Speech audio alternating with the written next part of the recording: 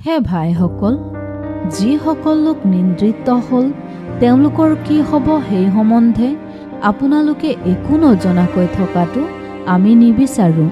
কাৰণ আশাহীন অন্য লোকৰ নিচিনাকৈ আপোনালোক শোকাকুল হোৱাটো আমি নিবিচাৰোঁ। কিয়নো যীশু মৰি পুনৰাই উঠিল, ইয়াক যদি আমি বিশ্বাস কৰোঁ তেনেহ'লে আমি ইয়াকো বিশ্বাস কৰোঁ যে ঈশ্বৰে যীশুৰ আশ্ৰয়ত মৃত্যু হোৱা সকলোকো যীশুৰ লগত লৈ যাব।